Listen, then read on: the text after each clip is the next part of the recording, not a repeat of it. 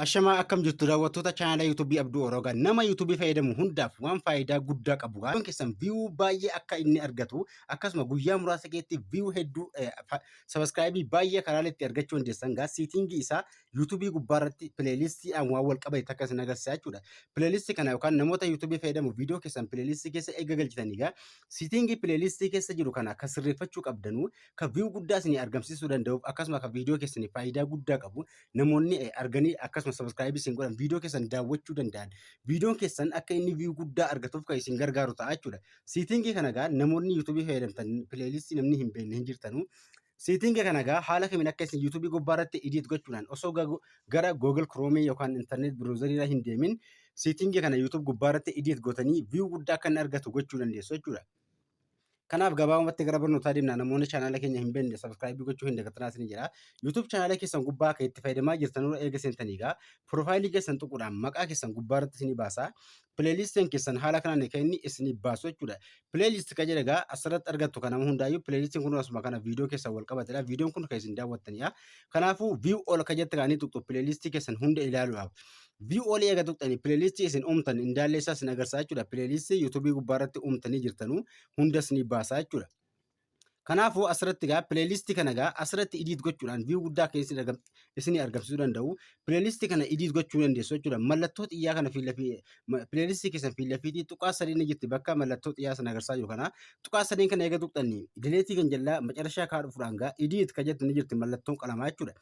YouTube chaanala gubbaarratti eega pileelistii kana edit gootan yookaan immoo siitingii kana sirreessitanii viidiyoo keessan namoota hedduu bira gahuu danda'a jechuudha. Haala kanaan eega dhuftanii asirratti pileelistiidha kan inni wal qabatee jiru barnoota yuutuubii jedha jira asirratti barnoota yuutuubii kan inni agarsiisee jiru jechuudha. Asirratti barnoota yuutuubii kana barreeffama hanga barbaadde itti dabaluu dandeessu. Diskiripshinii qaba asirratti illee diskiripshinii jechuun waa'ee yuutuubii wal qabate haashtaagiidha illee yoo barbaaddan afaan ingiliffaatiin yoo barbaaddan barnoota yuutuubii kana waa'ee yuutuubii wal qabate barreessuu dandeessu hanga qubee 5,000 jechuudha. Hanga inni isin heeyyamuu jira.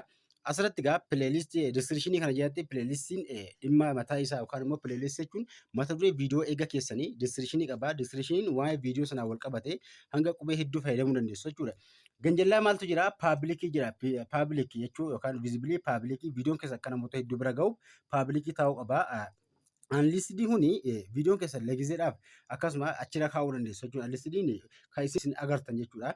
Kan macarashaa piraayivisiidha nam tokko illee arguu hin danda'u jechuudha. Asirratti piraayivizii yeroo keessan nam tokko illee viidiyoo keessan arguu hin danda'u yeroo poosti gootan irratti jechuudha. Eega poosti gootee kaatan illee yoo isin piraayivizii akka jettu kaara keessan nam takka arguu hin danda'u jechuudha. Kan ammala paabilikii irra kaa'uu qabdu viidiyoo keessan paabilik kan jedhan gubbaa taa'uu qaba jechuudha. Kan pileelistii keessa galchitanii jirtan viidiyoo isin pileelistii keessa keessanii jirtan jedhu viidiyoo fedhe haa ta'u pileelistii eega uumtanii kaatanii keessa galchitanii paabilikii irra kaa'uu qabdu jechuudha. Inni kan biraa inni faayidaa guddaa qabu asirratti kolaabireetiidha. Asirratti maal jedhaa paabilikii kan jedhaa kolaabireetii jedhee jira jechuudha. Kolaabireetii kana yeroo irra tuqxanu maaltu isinii dhufaa? Siitingii lamatu isin dhufaa jechuudha.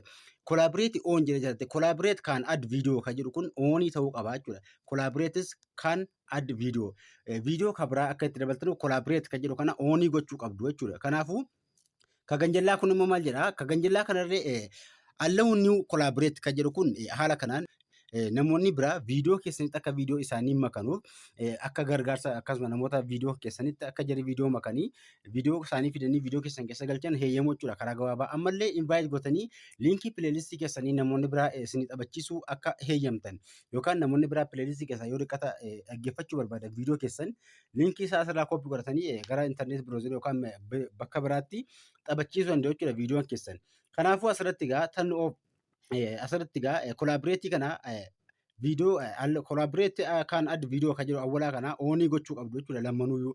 Haala kanaan eega oonii gootanii namoonni biraallee viidiyoo kan keessanitti fidanii viidiyoo isaanii makanii akkasuma pileelistii keessan keessa galchuudhaan viidiyoon keessan viidiyoo jiraatiin wal makatee namoonni biraallee namni isin beektan yookaan kan viidiyoo keessan jaallatullee viidiyoo isaa fidee akka inni viidiyoo keessanitti makuu jechuudha karaa gabaabaa. An tokko isin agarsiise pileelistii hanga qabdan hundaayyuu akkasitti tuqaa sadiin tuquudhaan idiitee isinii ba'a sirreeffachuu qabdu. Tokkoffaa paabilikii irra kaa'uu qabdu. Inni lammataa viidiyoo keessan kan amma isin agarsiisa kolaabireetii oonii gochuu qabdu siitingii sana jechuudha. Haala kanaan pileelistii uumtanii jirtan hundaayyuu sirreessuu qabdu siitingii isaa haala kanaan sirreeffachuu dandeessu. Namoonni hin beekne yoo jiraattan haala kanaan itti fayyadamaa kan beektanullee yoo jiraattan viidiyoo laayikii tuquudhaan nama gargaaraa isin jira. Namoonni haaraa taatan fooloo sabiskiraayibii gochuu hin dagatinaa isin jira. Kana malee barnoota isin hin galle yoo jiraate pileelistiin koo jala galuudhaan viidiyoo hedduu gadhiisan jira jala galaa irraa ilaalaa isin jira yookaan irraa baradhaa.